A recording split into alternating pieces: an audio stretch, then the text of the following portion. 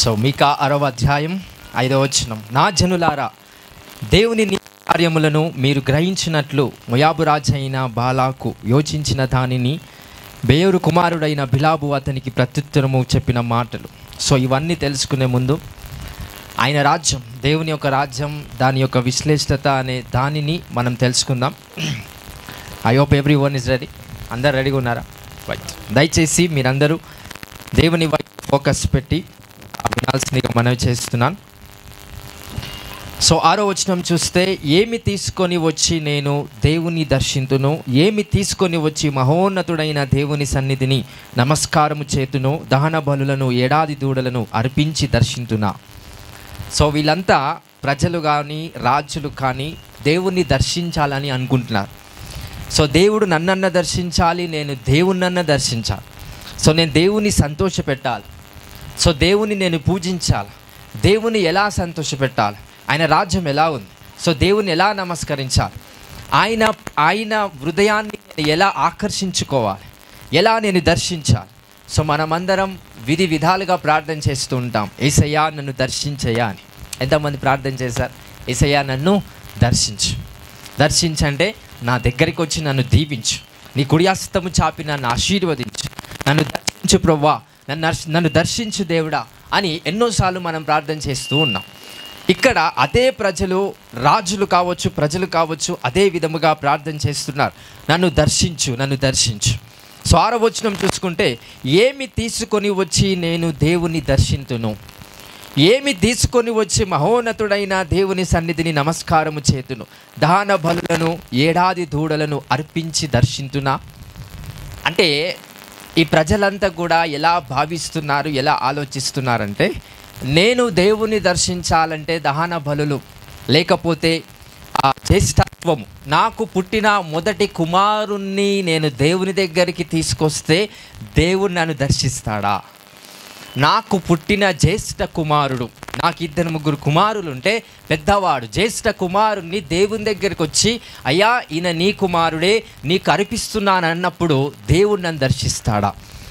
రకరకాల దహన బలులు, గొర్రెలను, మేకలను, ఎడ్లను, వాటన్నిటిని దేవుని దగ్గరికి తీసుకొని వచ్చి వీటిని మీకు అర్పిస్తున్నానన్నప్పుడు దేవుడు దర్శిస్తాడా అని వీళ్ళు అనుకుంటూ ఉన్నారంట. సో దేవుని యొక్క నీతి, దేవుని యొక్క రాజ్యము, దేవుని గురించి సరి అయిన అవగాహన లేక వాళ్ళు ఏమని ఆలోచిస్తున్నారంట, నేను దేవుని దర్శించటం ఆర్ఎల్స్ దేవుడు నన్ను దర్శించటం. సో నన్ను దేవుడు ఎలా దర్శిస్తాడు, నేను ఏం చేస్తే దేవుడు నన్ను దర్శిస్తాడు, నేను ఏం చేస్తే దేవుడు నన్ను దర్శిస్తాడు, ఎలా దేవుడు నేను సంతోషపెట్టాలి, నేను ఏం చేయడం వల్ల దేవుడు సంతోషంగా ఉంటాడు, నేను ఏమి చేయడం వల్ల దేవుడు నన్ను దర్శిస్తాడు. సో నా జ్యేష్ఠ కుమారుని నేను దేవునికి ఇస్తే దేవుడు నన్ను దర్శిస్తాడా, నా మేకలను, గొర్రెలను, నా ఆస్తిని, నా బంగారము, వజ్రములను, డబ్బులను దేవునికి ఇస్తే దేవుడు నన్ను దర్శిస్తాడా. కింద వచనాల్లో చూద్దాం. ఓ మనుషుడా ఏది ఉత్తమమో అది నీకు తెలియజేయబడి ఉన్నది. ఏది ఉత్తమమో అది నీకు తెలియజేయబడి ఉన్నది అంటే మానవుడికి ఉత్తమమైన విషయాల గురించి సరి అయిన జ్ఞానాన్ని వాళ్ళకి బోధించబడలేదు. కాబట్టి దేవుడు నన్ను దర్శించాలంటే నా జ్యేష్ఠ కుమారుణ్ణి దేవునికి ఇస్తే దేవుడు దర్శిస్తాడేమో, నాకున్న బలులు, నాకున్న ఏవైతే జీవులు ఉన్నాయో వాటన్నిటిని దేవునికి బలియాగం ఇస్తే దేవుడు నన్ను దర్శిస్తాడేమో. రకరకాల ఉద్దేశాలను బట్టి సాంప్రదాయపరంగా చూస్తే అనేకమైన గొర్రెలను, మేకలను దేవుడికి బలిస్తూ ఉంటారు. రకరకాల సాంప్రదాయాల్లో చూస్తే యూదుల సాంప్రదాయాల్లో కూడా బలులు ఇచ్చేవారంట. కానీ అలా దేవుడు దర్శిస్తాడా? దర్శించాడు. సో మనం బంగారాన్ని, వజ్రాలను, ఐశ్వర్యాన్ని దేవుడికి ఇస్తే దేవుడు దర్శిస్తాడా? మనల్ని దర్శించాడు. హల్లెలూయా. మనం బంగారాన్ని, డబ్బులను నేను దేవునికి ఇస్తున్నానంటే ఆయన మన ఖర్చు చేసుకుంటాడా? ఆయనకి ఏమైనా అవసరమా? నేను చర్చిలో ఒక 1000 రూపాయలు నేను చర్చికి ఇచ్చానంటే అది దేవుడికి పోతుంది అనేది పక్కన పెట్టండి. సంఘం అంతా దాన్ని వాడుకొని ఇంకా దేవుని రాజ్యాన్ని కట్టే విధంగా అది ఉపయోగపడుతుంది. సో ఆ విధంగా ఆలోచన చేయండి. హల్లెలూయా. సో అప్పటి కాలంలో కానీ ఇప్పటి కాలంలో కానీ గొర్రెలను, మేకలను, ఎడ్లను, పశువులను వాటన్నిటిని దేవునికి అర్పిస్తే, దేవునికి బలిస్తే దేవుడు ఏమైనా దర్శిస్తాడేమోనని ఆలోచిస్తూ వస్తున్నారంట. అప్పుడు దేవుడు మనుషులతో ఏం మాట్లాడుతున్నాడో చూడండి ప్రవక్త ద్వారా. ఓ మనుషుడా, చదవండి. ఏది ఉత్తమమో అది నీకు తెలియజేయబడి ఉన్నది. న్యాయముగా నడుచుకొనుటయు, కనికరమును ప్రేమించుటయు దీన మనసు కలిగి నీ దేవుని ఎదుట ప్రవర్తించుటయు ఇంతే కదా యెహోవా నిన్ను అడుగుచున్నాడు. దేవుడు ఏం అడుగుతున్నాడంట? మిమ్మల్ని అందరినీ, నన్ను కానీ మీ భూలోక ప్రజలందరినీ ఏం అడుగుతున్నాడంట? సరి అయిన పద్ధతిలో అనగా న్యాయ ప్రవర్తన కలిగి నడుచుకునేది ఒకటి. రెండోది కనికరాన్ని ప్రేమించటం, అంటే కనికరము కలిగిన వాడిగా మీరు జీవించటం, ఇది 2. 3 దీన మనస్సు కలిగి. ఈ 3 కదా దేవుడు మిమ్మల్ని అడుగుతున్నాడు. కానీ మానవులంతా దేవునికి ఏం చేస్తున్నారు? ఈ భూలోక సామ్రాజ్యంలో ఉన్న సకల మానవులంతా, అరే దేవుడు నన్ను దర్శించాలంటే ఈ బలులు ఇవ్వాలి, దేవుడు నన్ను దర్శించాలంటే బంగారాన్ని ఇవ్వాలి, దేవుడు నన్ను దర్శించాలంటే రకరకాల పుత్రిత్వాన్ని సమస్తాన్ని సమర్పించాలనే విధానాన్ని రకరకాల ప్రజలు కల్పించారు. కానీ దేవుడు అది చెప్తున్నాడా? ఇలా నాకు బలులు ఇవ్వండి, ఇలా నాకు బంగారాన్ని సమర్పించనని చెప్తున్నాడా? ఏమని సమర్పించమని చెప్తున్నాడు? మొదటిగా న్యాయంగా ప్రవర్తించండి, రెండోది కనికరము కలిగిన వ్యక్తులుగా మీరు జీవించండి, మూడవది దీన మనస్సు కలిగిన వారిగా దైవత్వముతో మీరు జీవించండి. ఈ 3 కదా మిమ్మల్ని దేవుడు అడుగుచున్నాడు. ఈరోజు మీరు ఇవ్వాల్సిన విషయాలు ఏంటివి? దేవుడికి మీరు సమర్పించుకోవాల్సిన విధానాలు ఏంటివి? ఈ లోక ప్రజలంతా కూడా దేవుణ్ణి కలుసుకోవాలి అంటే, ఈ సాంప్రదాయ పరంగా వెళ్ళాలి అంటే ఆ విధానంగానే వాళ్ళు వెళుతున్నారు. కానీ నిజమైన దేవుడికి అవి ఇష్టం లేదు. ఈ లోకాధికారి బయలుదేరాడంట. ఈ లోకాధికారుడు ఎవరో తెలుసా? ఈ లోక సంబంధమైన దేవుడు. యేసుక్రీస్తు ప్రభు ఒక మాట అంటాడు, నేను వెళ్ళుచున్నాను, ఈ లోకాధికారి ఈ భూలోకానికి పంపించబడతాడు. ఈ లోకాధికారి ఎవరో తెలుసా? ఈ లోక సంబంధమైన దేవుడు. దానికి ఇష్టం బలులు. ఈ లోక సంబంధమైన దేవుడికి బలులు ఇష్టం. ఈ లోక సంబంధమైన దేవుడికి బంగారం ఇష్టం. ఈ లోక సంబంధమైన దేవుడికి హోదా, ఉండతనం ఇష్టం. కానీ నిజమైన దేవుడికి, ఆకాశాన్ని భూమిని నిన్ను నన్ను సృష్టించిన దేవుడు మీ నుంచి నా నుంచి ఏం కోరుకుంటున్నాడండి? కనికరము కలిగిన మనస్సు కలిగిన వారై ఉండండి, నీతి న్యాయమును గూర్చి సరి అయిన విధులను కట్టడలను సరిగ్గా ప్రవర్తించువారై ఉండండి. మూడోదేంటి? సరి అయిన మనస్సు, దీన మనస్సు. సో దీన మనస్సు అంటే ఏంటి? ఎక్కువ వారి దగ్గర తగ్గించుకోవడాన్ని బట్టి అది తగ్గింపు అనరండి. ఉదాహరణకి ఒక ఎమ్మెల్యే దగ్గరికి వెళ్ళినా, కలెక్టర్ దగ్గరికి వెళ్ళినా, అక్కడ తగ్గించుకుంటే ఆ తగ్గింపు కాదు. తగ్గింపు ఎక్కడ ఉండాలా? సరి అయిన ఒరిజినాలిటీ, సరి అయిన తగ్గింపు ఎక్కడ ఉండాలి? వాక్యాన్ని బట్టి చూస్తే, నీకన్నా తక్కువ స్థాయిలో ఎవరైతే ఉంటారో వారి దగ్గర తగ్గించుకోండి. That's the reality. మందికి అర్థమైంది. సో మనుషులందరూ ఎక్కడ తగ్గించుకుంటారు? నీకన్నా ఎక్కువ స్థాయిలో ఉన్న వారి దగ్గర తగ్గించుకుంటారు. ఆ తగ్గించుకున్నట్ట నువ్వు ఆల్రెడీ ఎలా ఉన్నావు? తగ్గుగానే ఉన్నావు. ఎక్కడ యేసుక్రీస్తు ప్రభు తగ్గించుకున్నాడు? వాళ్ళ శిష్యుల దగ్గర. యేసయ్య వాళ్ళ శిష్యుల దగ్గరికి వెళ్ళి శిష్యుల పాదములను ఏం చేశాడు? కడిగి తుడిచి, మీరు నా రాజ్యములో పాలివారగునట్లుగా నేను మీ పాదములను కడుగుచున్నాను. అంటే ఈ సాంప్రదాయం, ఏ పద్ధతి, ఏ రాజ్యం గురించి మాట్లాడుతున్నాడు? నాకన్నా తక్కువ స్థాయిలో ఉన్నవారి దగ్గర నేను దీన మనస్సు కలిగిన వారు ఎలాగైతే ఉన్నానో అలాగా మీరు కూడా ఉండండి అని యేసుక్రీస్తు ప్రభు ఒక మోటివేషనల్గా ఈ లోకానికి చూపించాడండి. హల్లెలూయా. సో మనమంతా ఎక్కడ తగ్గించుకుంటాం? ప్రజలముగా, భూలోక రాజతత్వ సంబంధమైన ప్రజలంగా ఎవరైతే మనకన్నా గొప్ప స్థాయిలో ఉంటారో వాళ్ళ దగ్గరికి వెళ్ళి మనం తగ్గించుకుంటాం. అది సరి అయిన తగ్గింపు కాదు. యేసుక్రీస్తు ప్రభు ఎక్కడ తగ్గించుకున్నాడు? వాళ్ళ శిష్యులు ఎక్కడ తగ్గించుకున్నాడు? You need to understand these strategies. అంటే 3వ పాయింట్ ఎగ్జాక్ట్గా దేవుడు ఏం అడుగుతున్నాడు? దీన మనస్సు. ఆ దీన మనస్సు ఎక్కడ ఉండాలి? ఆ దీన మనస్సు ఎవరి పక్షమున, ఎవరి సన్నిధిలో ఉండాలి? ఇది మనకి తెలియకపోతే పెద్దవారి దగ్గర ఆరల్స్, లేకపోతే కొన్నిసార్లు కరెక్ట్గా మాట్లాడితే మీకు ఒక మాట మీకు విడుదల చేస్తే సరిగ్గా అర్థం కావాలి. సో చాలామందికి చాలా విధాలుగా ఏమని అంటామనంటే, పెద్దలు కాబట్టి రెస్పెక్ట్ ఇవ్వండి అని అంటాం. ఆ ప్రాసెస్లో ఎవరి మీద మన కక్ష, మన కోపము, మన విధానాలు, ఏవైతే చెడు అభిప్రాయాలు మన మీద ఉంటాయో అవన్నీ పెద్దల మీద చూపించాం. మనకన్నా బలహీనులు ఎవరైతే ఉంటారో వాళ్ళ మీద మనం చూపిస్తాం. అది చిన్నవారైననేమి, ఆర్థిక తత్వంలో వాళ్ళు పేదరిక స్థాయిలో ఉన్నా, ఒకవేళ మనం ధనిక స్థాయిలో మనం ఉన్నట్లయితే వాళ్ళ మీద రాజ్యాన్ని ఏలుతాం. ఇది సరియైన రాజ్యమా? ఇది దేవుని రాజ్యమా? కాదు. సో దేవుని రాజ్యంలో 3వ పాయింట్ ఎగ్జాక్ట్గా దేవుడు మిమ్మల్ని ఏం అడుగుతున్నాడు? దీన మనస్సు కలిగి ఉండండి. 2వది ఏం అడుగుతున్నారు? కనికరాన్ని ప్రేమించండి, కలిగిన వ్యక్తులుగా మీరు జీవించండి. మొదటిగా ఏమంటున్నాడు? న్యాయమైన నీతి ప్రవర్తన కలిగిన వారై న్యాయమైన మార్గంలో నడిచే విధంగా మీరు ప్రయత్నం చేయండి. ఈ 3 కదా మిమ్మల్ని అడుగుతుంది. కానీ లోక ప్రజలంతా లోక సంబంధమైన దేవుడికి ఏం చేస్తూ ఉన్నారంట?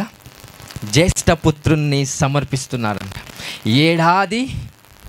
ఏడాది దూడలన్నీ కూడా సమర్పిస్తున్నారంట. గొర్రెలను, పశువులను, బలులనన్నిటిని ఇస్తున్నారంట. కానీ దేవుడు అవి కోరుకుంటున్నాడా? కనికరమునే కోరుతున్నాడు దేవుడు. కానీ లోక ప్రజలంతా వేరే రకంగా దేవుణ్ణి కొలుస్తున్నారు. అవి దేవునికి అవసరము లేనివి, అవి మీకు అవసరం. ఐశ్వర్యము, డబ్బులు, ప్రతి ఒక్కటి జ్యేష్ఠ పుత్రుణ్ణి దేవుడు ఇచ్చాడంటే అది మీకోసం, ప్రజల కోసం, సొసైటీ కోసం. హల్లెలూయా. కానీ మనమేం ఆలోచిస్తున్నామంటే, జ్యేష్ఠ పుత్రుడు కనుక, ఈయన పెద్దవాడు కనుక నేను ఈయనను దేవునికి సమర్పించాలి అనే ఉద్దేశంతో చాలామంది ప్రజలు దేవునికి అలా సమర్పిస్తూ వస్తారంట. హల్లెలూయా, హల్లెలూయా. అలా తల్లిదండ్రులు జ్యేష్ఠ పుత్రుని సమర్పించడం వల్ల దేవుడు నన్ను నచ్చాడండి. ఎందుకంటే నువ్వు సమర్పిస్తే నేను వాడుకోవాలా? అంటే నువ్వు ఓకే అంటే నేను ఓకే అనాలా? అంటే దేవుడు అనేవాడు మీ పైన ఉండాలా? ఎక్కడ ఉండాలి, ఏ స్థాయిలో ఉండాలనేది మీ విశ్వాస పరిజ్ఞానమే మీకు సూచన తెచ్చిపెడుతుంది. హల్లెలూయా. సో ఈరోజు ఆయన రాజ్యాన్ని గురించి మీకు బోధించబడుతుండగా ఈ 3 పాయింట్స్ని ఎగ్జాక్ట్గా మీరు సరియైన విధానంలో పాటించండి. యేసుక్రీస్తు ప్రభువారు సాక్షాత్తుగా ఆయన ఒక విషయాన్ని మనకు బయలుపరుస్తున్నాడు. ఒక్కసారి న్యూ టెస్టిమెంట్లోకి వెళ్దాం. యోహాను సువార్త 18వ అధ్యాయం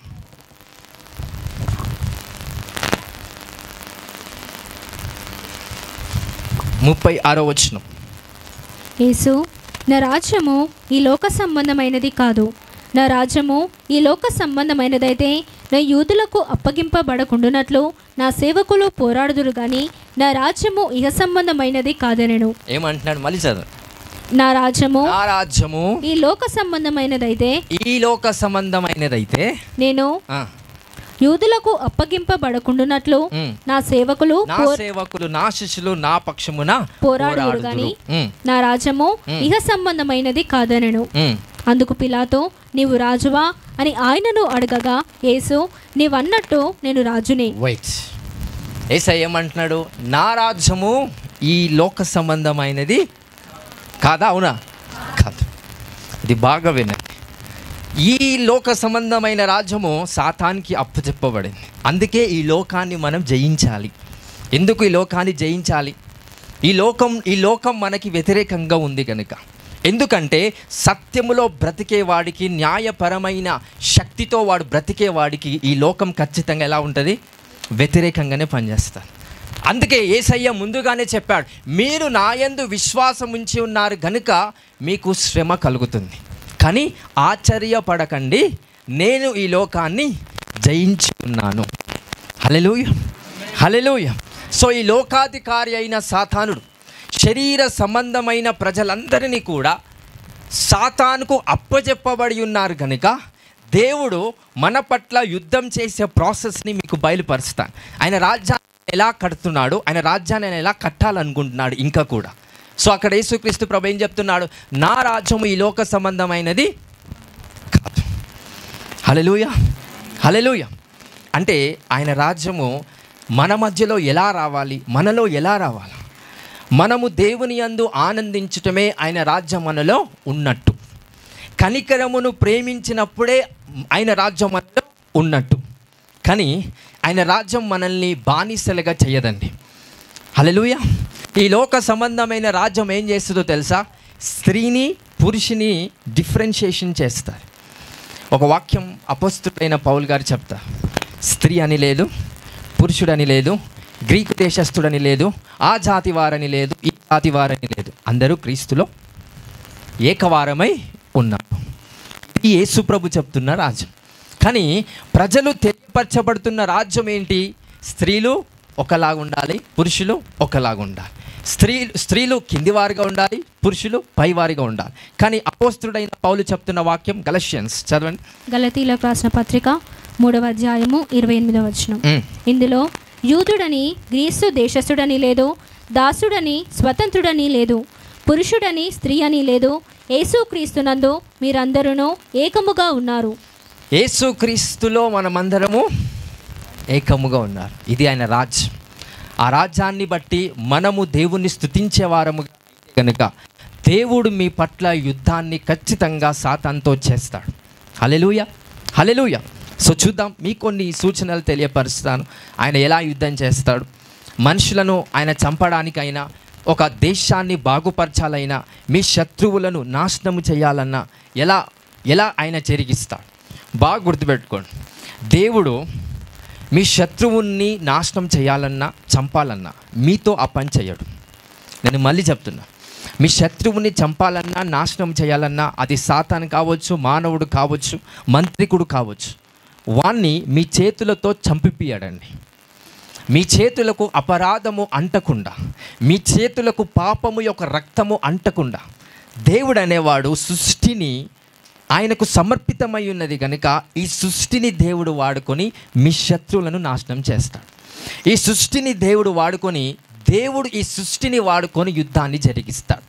పాత నిబంధనలో కావచ్చు, కొత్త నిబంధనలో కావచ్చు.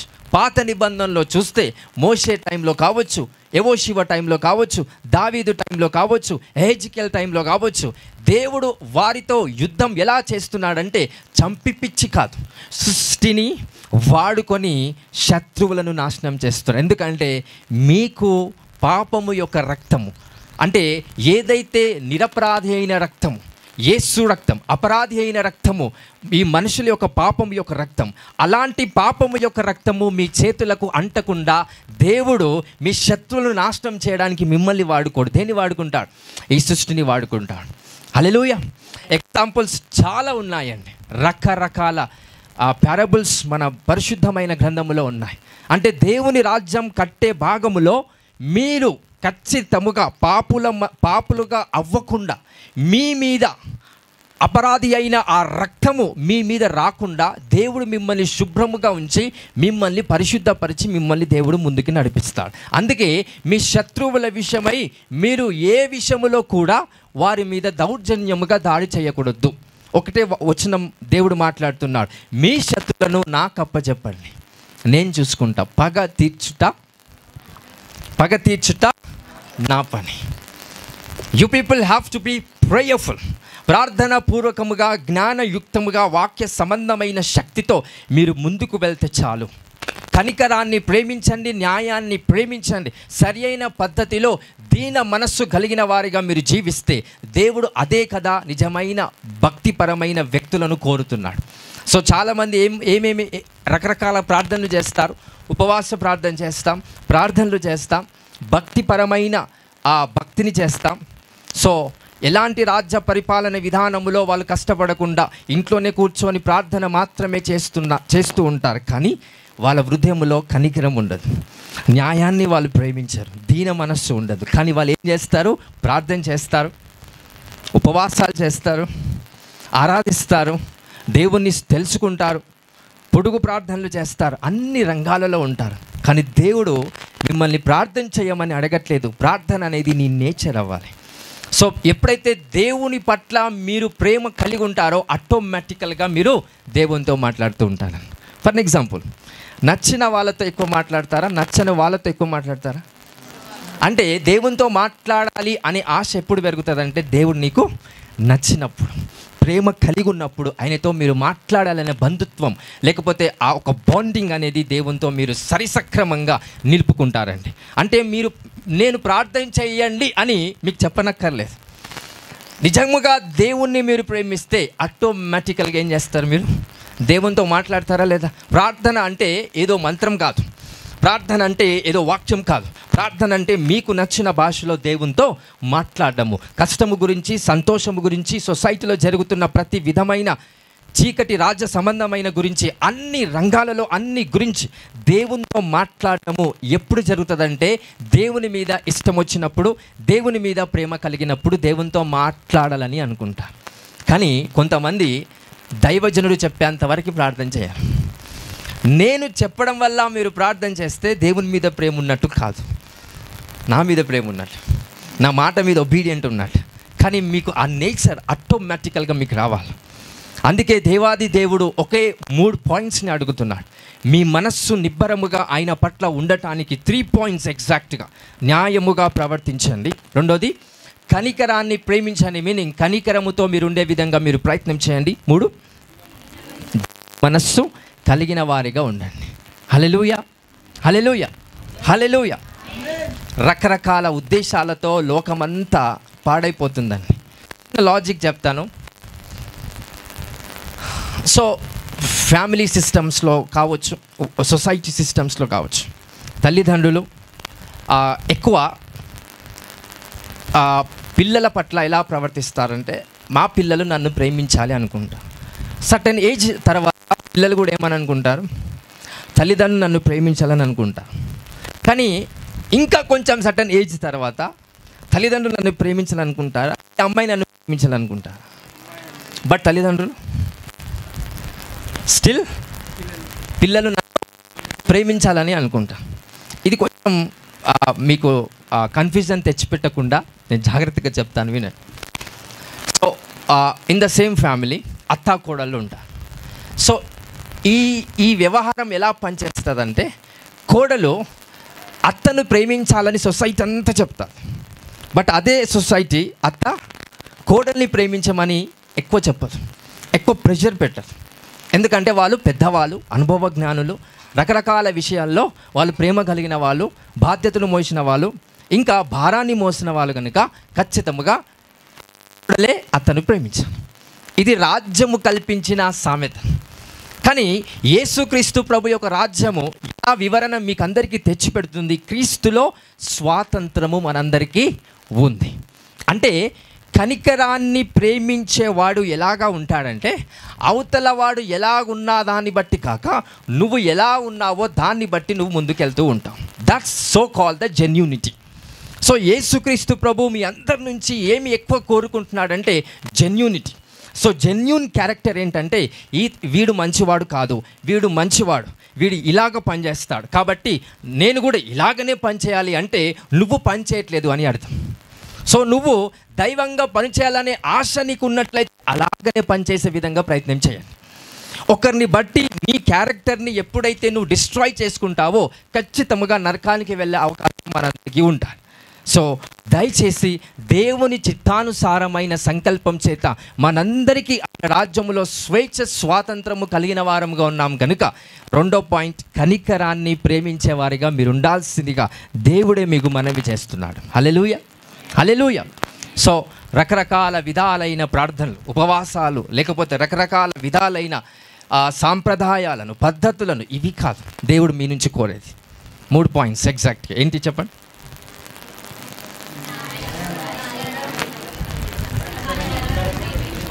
న్యాయము, కనికరము, దీన మనస్సు. ఇవి కదా దేవుడు మిమ్మల్ని అడుగుతున్నాడు.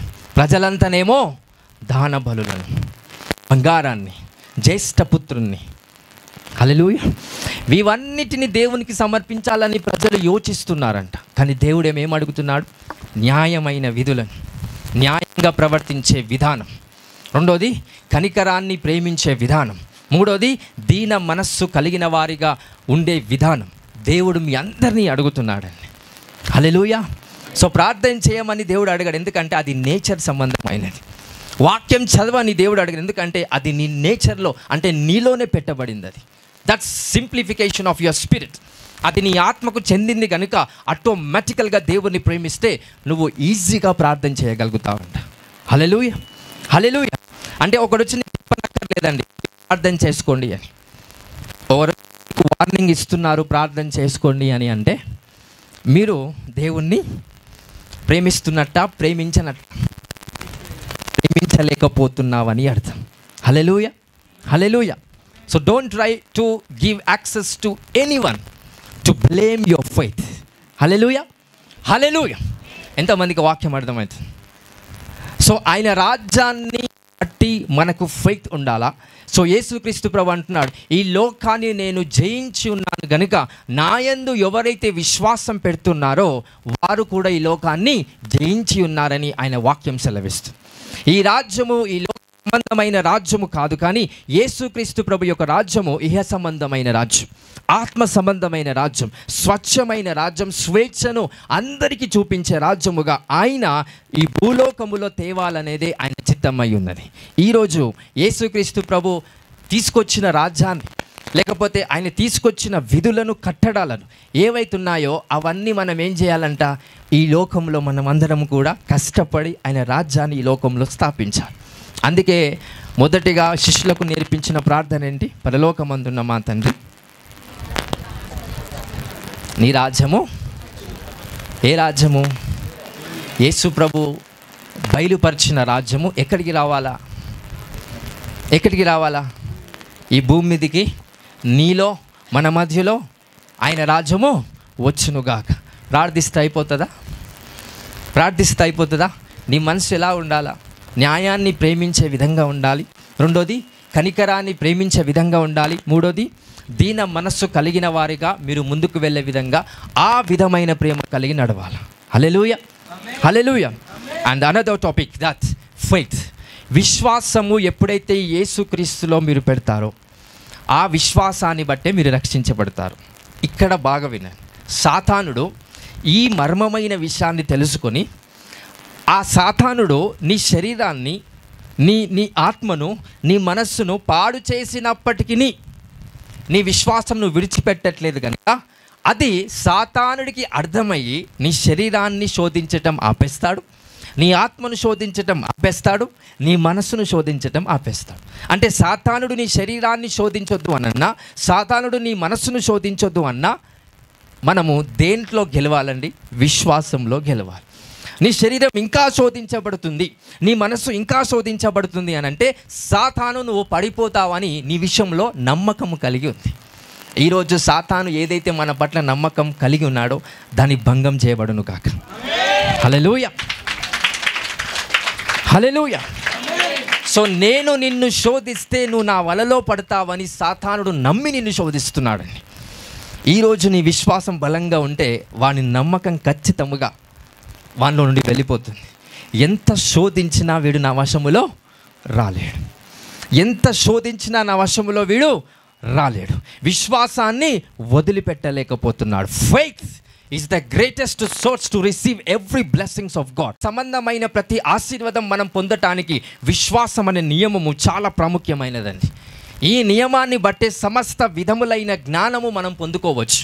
That's so called the faith. Hallelujah. ఈ విశ్వాసం కుటుంబ పరంగా, సొసైటీ పరంగా, ఉద్యోగ పరంగా, ఆర్థిక పరంగా మిమ్మల్ని శోధిస్తాదంట. అంటే ఎలాగ చెప్తా? పోయినసారి బాప్తిజాలు తీసుకున్నప్పుడు మన వాళ్ళు సాక్ష్యం చెప్పే వాళ్ళు ఉన్నారు, సాక్ష్యం చెప్పారు. ఆ సాక్ష్యంలో ఒక విషయం చెప్పాను. పిల్లలు దేవుని నమ్ముకున్నప్పుడు అదే కుటుంబంలో ఎవరు నమ్మరు? తల్లిదండ్రులు నమ్మరు. తల్లిదండ్రులు దేవుని నమ్ముకుంటే అదే కుటుంబంలో ఎవరు నమ్మరు? భార్య దేవుని నమ్ముకుంటే అదే కుటుంబంలో ఎవరు నమ్మరు? భర్త దేవుని నమ్ముకుంటే అదే కుటుంబంలో. అంటే ఎంత స్పష్టంగా మీరు నాకు చెప్తున్నారా విను. అంటే దాదాపుగా మన సంఘం అనే కాదు, ఈ లోకములో ఉన్న క్రైస్తవ సంఘాలలో అన్నిటిలో కుటుంబ పరముగా దేవుని సంఘానికి రావడానికి చాలా చాలా చాలా ప్రమాదాలు జరుగుతున్నాయి. అంటే సాతానుడు నువ్వు విశ్వాసంలో స్థిరపరచబడకుండా నీ విశ్వాసానికి సాతానుడు నీ భర్తను ఎరవేశాడు, నీ భర్తను అడ్డం పెట్టాడంట. ఎంతమందికి అర్థమవుతుంది? కొంతమందికి భార్యని అడ్డం పెట్టాడు, కొంతమందికి పిల్లలను అడ్డం పెడతాడు, కొంతమందికి తల్లిదండ్రులను అడ్డం పెడతాడు, కొంతమందికి బయట ఉన్న స్త్రీని అడ్డం పెడతాడు, కొంతమందికి బయట ఉన్న పురుషుణ్ణి అడ్డం పెడతాడు. సో నా భర్త యేసుక్రీస్తును నమ్మినందుకు శోధిస్తున్నాడు కనుక నేను యేసు ప్రభును నమ్మలేకపోతున్నాను. అంటే విశ్వాసం పడిపోయిందా, స్థిరపరచబడిందా? పడిపోయింది. అంటే సాతానుడు ఇంట్లో ఎవరైతే బలహీనుడో వాణ్ణి ఎక్కువగా శోధిస్తాదని మనం అనుకుంటాం. కానీ ముఖ్య ఉద్దేశం ఏంటో తెలుసా? నీ విశ్వాసం పడిపోవాలంటే వాణ్ణి శోధించాలి. ఎందుకు? వాడు శోధించబడితే నీ ప్రేమ వాడిపోయి ఉంది కనుక నీ ప్రేమను బట్టి నీ విశ్వాసము తొట్టిల్ల పడిపోతుందంట.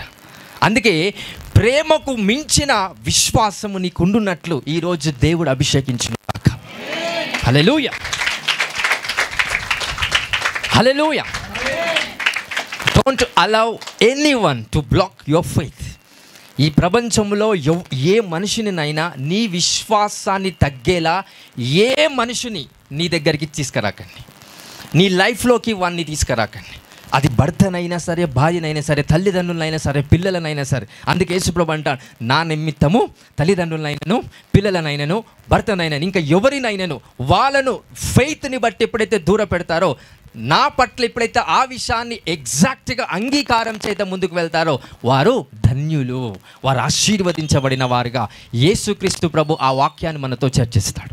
హల్లెలూయా, హల్లెలూయా.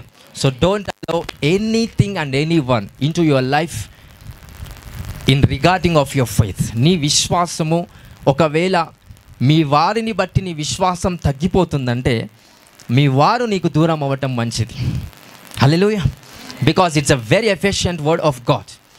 పౌలు అంటాడు, నేను దుఃఖపడుతున్నాను, ఒకవేళ నా వాళ్ళు, నా సహోదరులు నాకు దగ్గరగా ఉంటే నేను శాపగ్రస్తుడు అయి ఉండటం మంచిది అని అంటాడు. ఆ వర్డ్స్ ఎగ్జాక్ట్గా చదవండి. నేను పోయిన వారం I think in the fasting ప్రేయర్స్లో నేను తెలియపరిచాను. ఒకసారి చదువు. 2 Corinthians ఐ థింక్.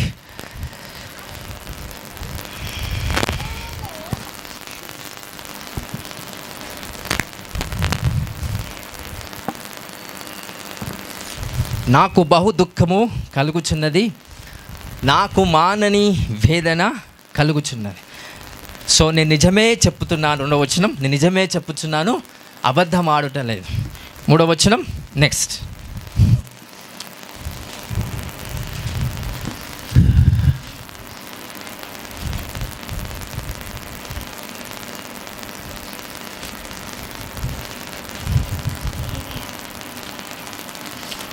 రోమీలకు రాసిన పత్రిక 9వ అధ్యాయం 3వ వచనం.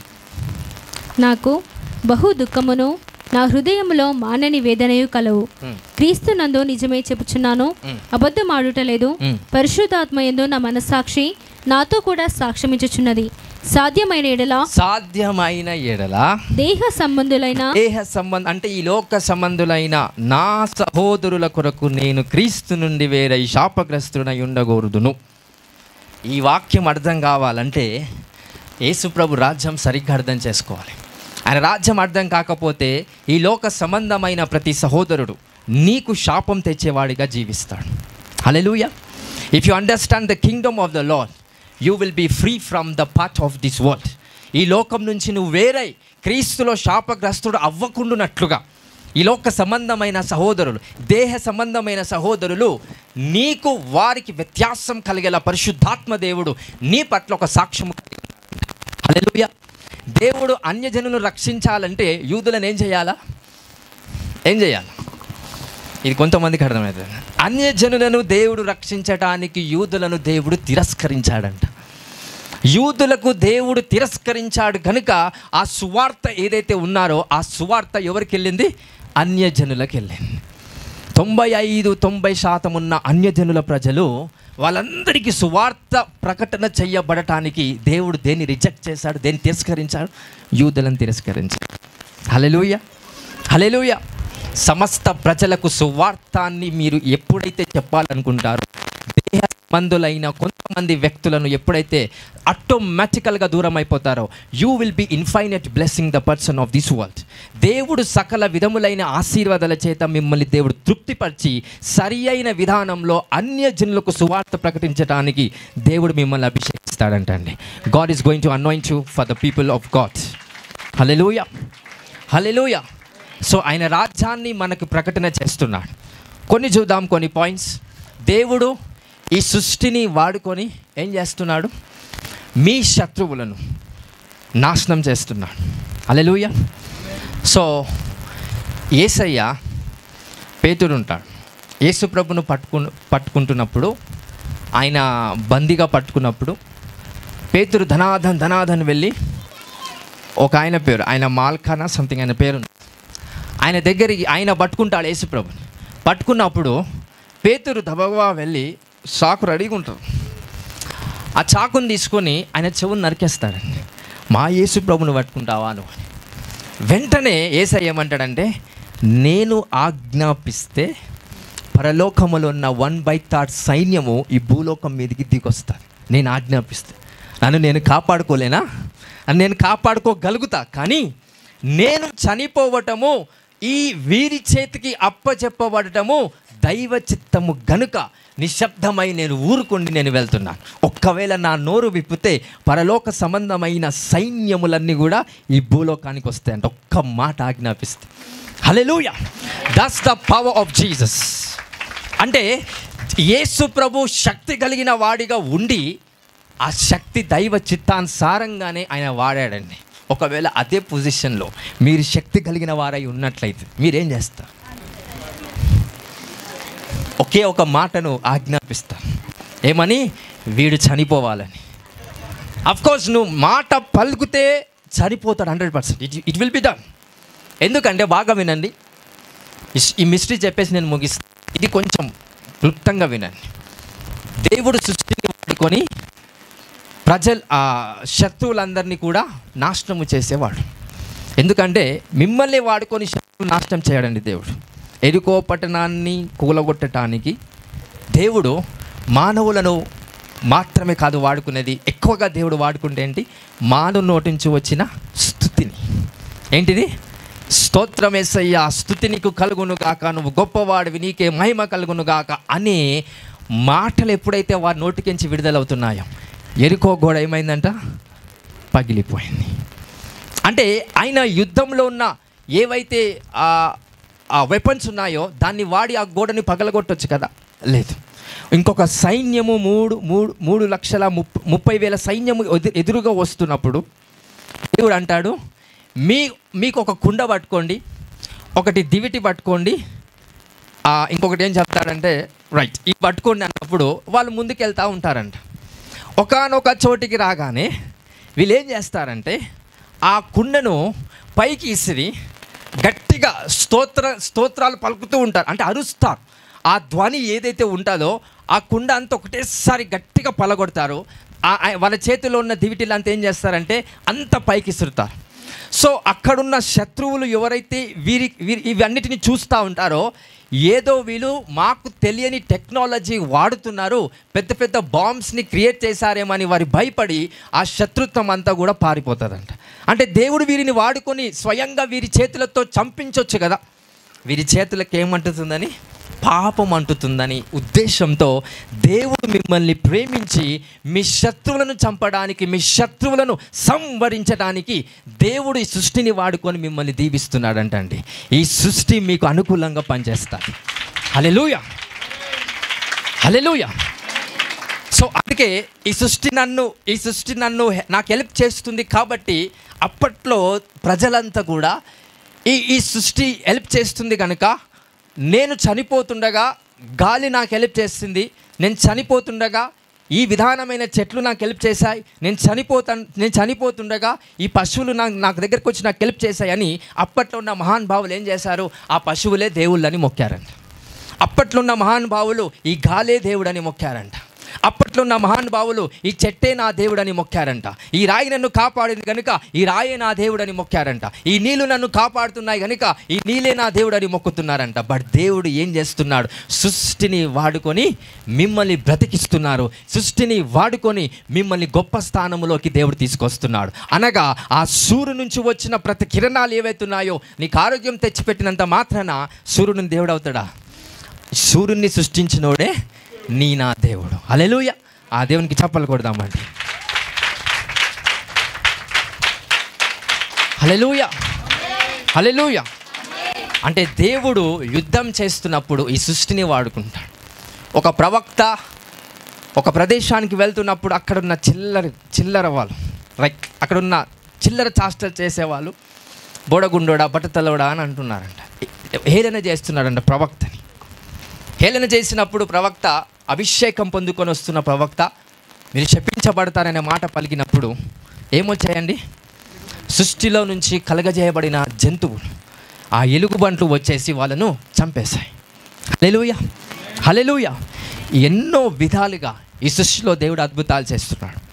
ఆ సృష్టిని వాడుకొని మిమ్మల్ని సంపూర్ణులుగా దేవుడు చేసి అద్భుత రీతిగా మీరు ఈ లోకంలో జయించే విధముగా దేవుడు మిమ్మల్ని నిలబెట్టబోతున్నాడండి. Hallelujah. Give claps to the lord Jesus Christ. Hallelujah, hallelujah. So దేవుడు దేన్ని వాడుకొని నాశనం చేస్తాడు? మన శత్రువులందరినీ, సృష్టి. God use the creation to abort your enemies. Hallelujah, హల్లెలూయా.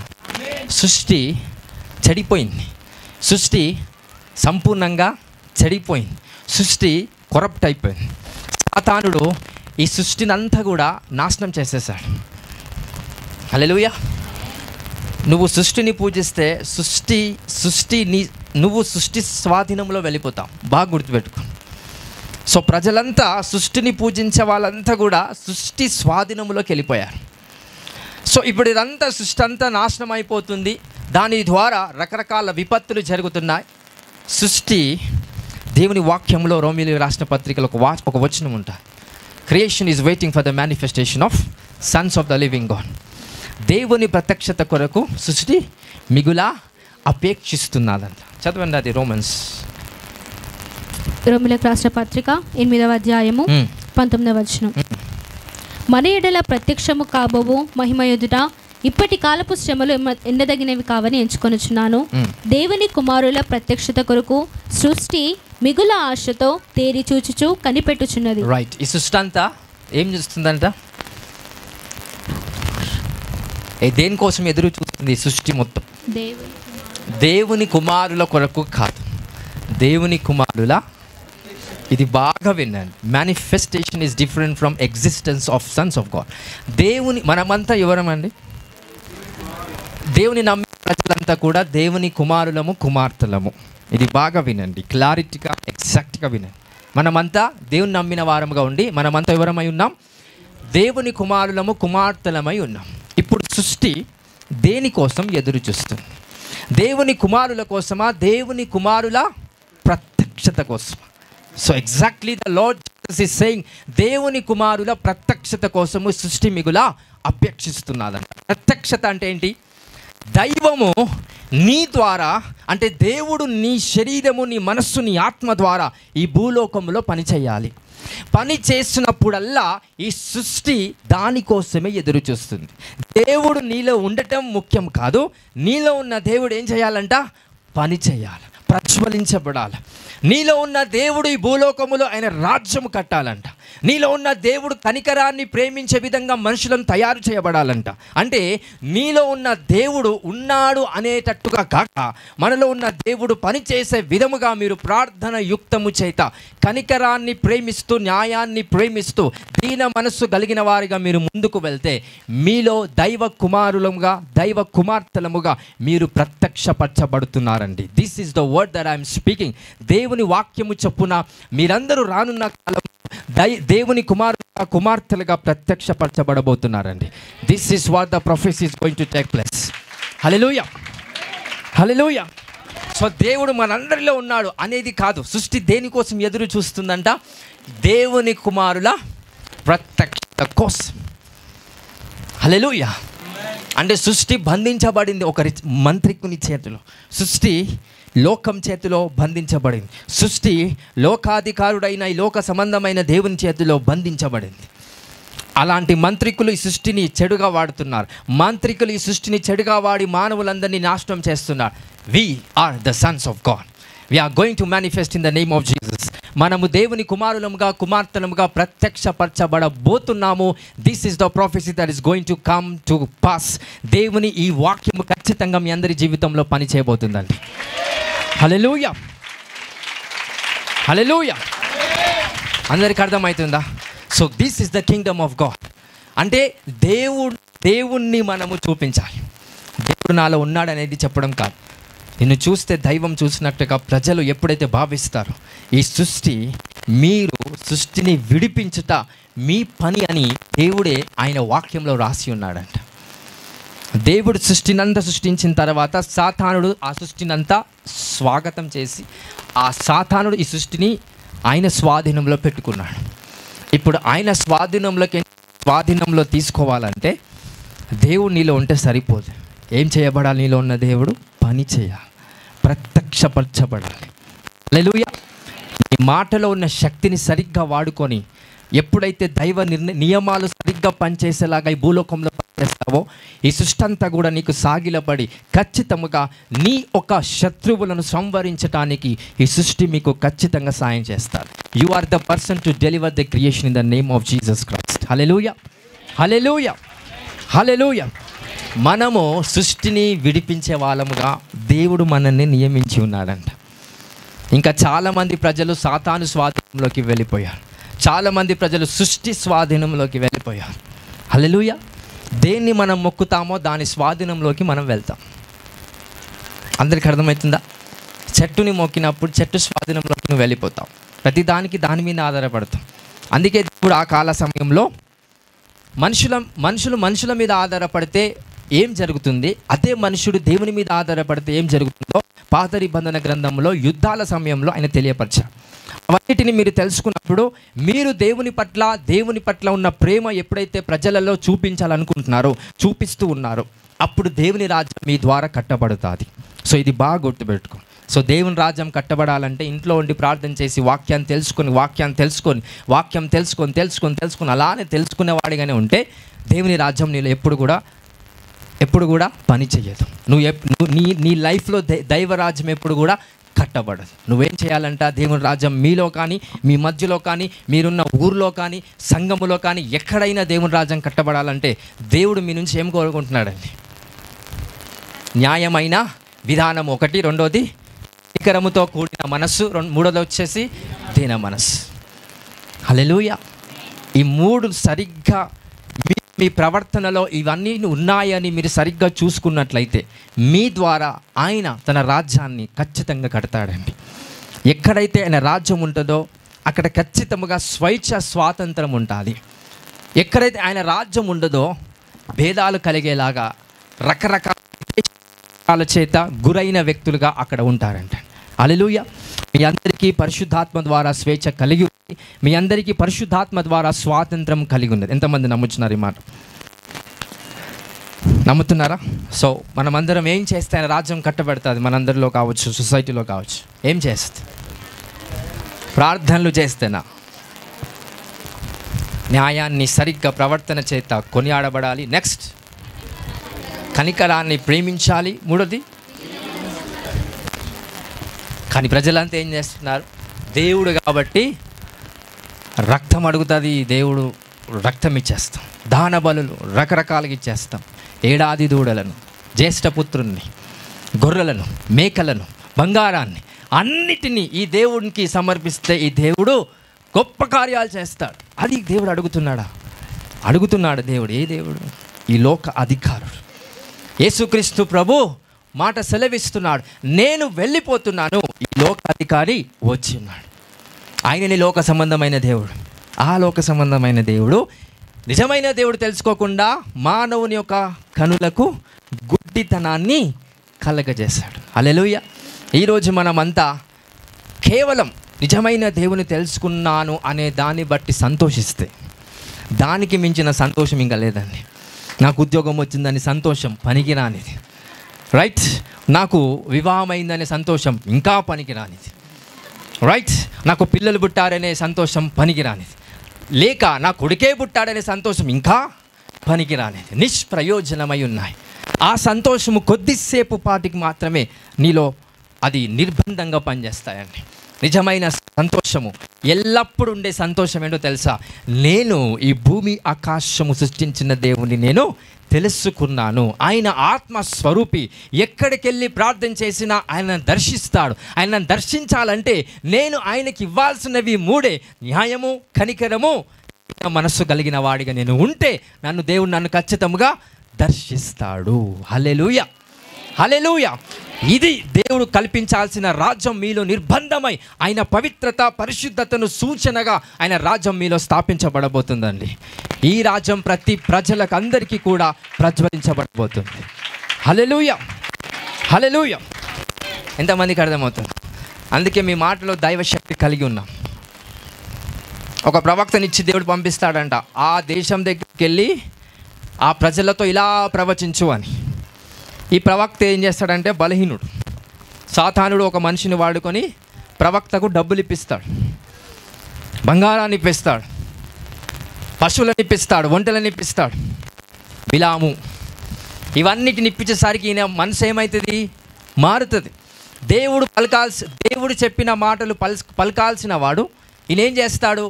దేవునికి వ్యతిరేకంగా పలకాలని ఆశపడతాడు. వెళ్తూ ఉంటాడు. ఆ దేశానికి సానుకూలంగా పలకాలని ఈయన చూసినప్పుడు దేవుడు ఏం చేస్తాడు? ఈయన గాడిద మీద వెళ్తున్నాడు కనుక దేన్ని వాడుకున్నాడు? ఇప్పుడు తెలుసా వాక్యం? ఆ గాడిదనే వాడుకొని ఏం చేస్తున్నాడు? ఆ గాడిద మాట్లాడుతుందనంట. ఎక్కడికి వెళ్తున్నావు, నువ్వు ఏం చేస్తున్నావు, నువ్వు ఏం ఉంటావు అని గాడిద మాట్లాడినప్పుడు ఆయన పశ్చాత్తాపపడతాడంట. అంటే దేవుడు ఎగ్జాక్ట్గా మీకు వివరణ ఇవ్వాలనుకుంటే దేవుడు ఏం చేస్తున్నాడంటే ప్రవక్త నోటిలో ఏ మాట అయితే దేవుడు ఉంచాడో ప్రవక్త ఆ మాట కాకుండా వేరే మాట అంటే దేవుడు దాన్ని ఆపలేడు. ఇది బాగా గుర్తుపెట్టుకో. దేవుడు దాన్ని ఆపలేడు కనుక ప్రవక్త నోటి నుంచి వచ్చేదానికన్నా ముందే ప్రవక్తని దేవుడు ఆపేశాడు. ఇది ఎంతమందికి అర్థమవుతుందో ఐ డోంట్ నో. నేను తెలియపరుస్తుంది ఏంటంటే మీ మాటలు ప్రశస్తమైనవి. ఒక్కసారి యేసు నామంలో మీరు మాట పలుకుతే అది జరిగి తీరాల్సింది. ఒకవేళ దైవ చిత్తము లేకపోతే దేవుడు మిమ్మల్ని పలకకుండా చేస్తాడు. అందుకే కొత్త నిబంధనలో చూస్తే ఎలిజబెత్ భర్త అయిన జకర్యా ఈయన ఎప్పుడైతే ఆ మాటలు పలుకుతూ ఉంటాడో పలుకుతున్న వేళలో పరిశుద్ధాత్ముడు ఏం చేస్తాడు? మాటలు పలకకుండా ఆయన నోటిని బంధిస్తాడు. యోహాను పుట్టిన 8వ రోజున ఎప్పుడైతే క్రాడిల్ ఫెస్టివల్ నామ ప్రతిష్టన రోజు ఎప్పుడైతే ఉందో ఆ రోజున మళ్ళీ పరిశుద్ధాత్మ దేవుడు ఏం చేస్తాడు? వాళ్ళ ఫాదర్ ఒక నోటిని విడుదల చేస్తాడు. అంటే ఈ మధ్యలో ఏదైనా తప్పు ప్రవచిస్తే యేసు ప్రభు మార్గాన్ని డిస్టర్బ్ చేస్తాను కనుక ఈయన నోటిని నేను బంధించాలి. హల్లెలూయా. యోహాను నామము ఎప్పుడైతే ప్రతిష్టన చేయబడిందో దాని తర్వాత ఈయన ఏది ప్రవచించినా అది పనికిరాదు.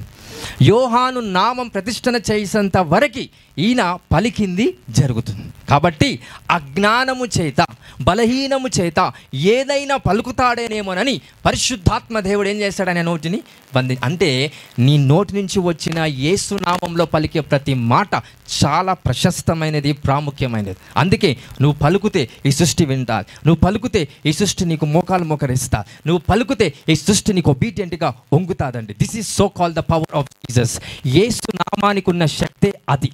యేసు నామములో ఎప్పుడైతే ఒకటి పలుకుతావో అదే జరుగుతారు. నా భర్త మారు అని పలుకుతే అది జరుగుతారు, నా భార్య మారదు అనుకుంటే అదే జరుగుతారు. ఎప్పుడైతే మాటను రిలీజ్ చేస్తావో తో కలగబడిన మాట ఎప్పుడైతే ఈ వాతావరణంలో రిలీజ్ అవుతుందో ఆ మాటను బట్టి నీ జీవితం ఉంటుందంట. హల్లెలూయా. ఎందుకంటే నువ్వు పలుకుతున్న ప్రతి మాట యేసు నామంలో మాట్లాడుతున్నావు. నీ మాటకు శక్తి లేదు, యేసు నామానికి ఉంది కనుక యేసు నామాన్ని బట్టి నీ మాటకు విలువ శక్తి ఇవ్వబడుతుంది. హల్లెలూయా, హల్లెలూయా. ఆయన రాజ్యాన్ని కట్టే ఈ భాగములో యేసు నామంలో వాక్యాన్ని నువ్వు పలుకుతే ఆయన రాజ్యం ఖచ్చితంగా కట్టబడుతుంది. ఈరోజు నేను ప్రవచిస్తున్నాను, మీ స్వరములను దేవుడు అభిషేకించి సరి అయిన జ్ఞానయుక్తమైన పదములు మీ నోటి నుంచి యేసు నామంలో విడుదలవునుగాక. Let your mouth be fired in Jesus name. Hallelujah, hallelujah. దానియేలు యొక్క నాలుక దేవుడితో వచ్చి కాలుస్తాడు, వేరేవి పలకకుండా. అంటే ఇవన్నీ ఎందుకు చెప్తున్నానంటే నీ నోటి నుంచి సరి అయిన మాట వస్తే అది ప్రజలకు క్షేయస్కరముగా పనిచేస్తుంది. మీ నోటి నుంచి సరైన మాట రాకపోతే ఈ లోకానికి చెడు జరుగుతుంది. హల్లెలూయా, హల్లెలూయా. సో ఆయన రాజ్యము కట్టే భాగములో నీ నోటిని కూడా నువ్వు కాపాడుకొని భద్రత కల్పించి దైవ వాక్యానుసారంగా మీరు ప్రవర్తించండి. హల్లెలూయా, హల్లెలూయా. ఎంతమంది దేవుడు చెప్పిన మూడు మూడు పాయింట్స్ ఏవైతే ఉన్నాయో అవి నేను కలిగి ఉండాలని ఎంతమందికి ఆశ ఉంది? ఒకటి, న్యాయబద్ధమైన సంకల్పము చొప్పున దేవుని మార్గంలో నడవటం, ప్రజల్ని అదే మార్గంలో నడిపించటం. 2, కనికరాన్ని ప్రేమించి సకల ప్రజల విషయంలో కనికరము చూపిస్తూ, ఒకవేళ వాళ్ళు నీ పట్ల శత్రుత్వం కలిగి నీ మీద ఏదైనా దౌర్జన్యము చేయాలనుకున్నప్పుడు, యేసుప్రభు యూదులు పరిసయ్యులు సద్దూకయ్యులు యేసుప్రభుకి వ్యతిరేకంగా పోయినప్పుడు యేసుప్రభు ఏం చేస్తాడు? తప్పించుకున్నాడా? అక్కడ ప్రార్థిస్తున్నాడా? దూరం వెళ్ళిపోయాడా? అక్కడ నుండి దేవా నువ్వు నన్ను కాపాడంటున్నాడా? దూరం వెళ్ళిపోయాడు. అపోస్తలుడైన పౌలు అంటాడు, రిజెక్ట్ దెమ్ అని అంటాడు. అంటే వాళ్ళని తిరస్కరించి వాళ్ళ నుంచి దూరం వెళ్ళిపో అంటాడు. అంటే ఒకరిని నువ్వు మార్చలేకపోతున్నావు అంటే let you be guided by the spirit to come out from that presence. అంటే నువ్వు ఒకరిని మార్చకపోతే నువ్వేం చేయాలి? అక్కడి నుండి వెళ్ళిపోవాలి. హల్లెలూయా. అది కనికరము. 3వది వచ్చేసి దీన మనస్సు కలిగిన వారిగా. నేను ప్రార్థన చేస్తే ఇలాంటి అద్భుతాలు అవుతున్నాయి అనే మాట మీరు బంద్ చేయాలి. ఓకే, నేను వాక్యం చెప్తే ప్రజలలో మార్పు వస్తుందనే మాట you have to stop it. Hallelujah. ఒకవేళ అదే మీరు కంటిన్యూ చేస్తే నీకన్నా బలహీనుని దేవుడు లేపుతాడండి. ఇది నాకైనా నీకైనా వాక్యం వర్తిస్తుంది. అందుకే బలమైన వ్యక్తులను సిగ్గుపరచడానికి దేవుడు బలహీనులు ఎన్నుకుంటున్నాడు. జ్ఞానవంతులను సిగ్గుపరచడానికి దేవుడు జ్ఞానము లేని వారిని ఎన్నుకొని ఉన్నాడంట. This the words already confirmation scripture మనందరికీ రాయబడి ఉందండి. హల్లెలూయా. ఈ 3 విధాలు మీరు ప్రవర్తిస్తే దేవుడు వాటిని అడుగుతూ, దేవుడు మిమ్మల్ని దర్శించాలంటే నీ మనస్సు ఈ 3 రకాలుగా పనిచేయాలి. అప్పుడు దేవుడు ఖచ్చితంగా మిమ్మల్ని దర్శిస్తాడు. ఈ 3 కాకుండా ఎన్ని దీర్ఘ ప్రార్థనలు చేసినా దేవుడు మిమ్మల్ని దర్శించాడు. ఉపవాస ప్రార్థన చేస్తే దర్శించాడు. అవన్నీ దేవుని చిత్తమే కాకపోవచ్చు, కొన్నిసార్లు దేవుని చిత్తం అవ్వచ్చు. అవన్నీ మంచివైనప్పటికీ ముఖ్యమైనవేంటో, ఉత్తమమైనవేంటో అవి దేవుడు మనందరికీ బయలుపరుస్తున్నాడు. హల్లెలూయా. హల్లెలూయా. దేవుడి వాక్యాన్ని దీవించి మనందరిలో స్థిరపరచును గాక.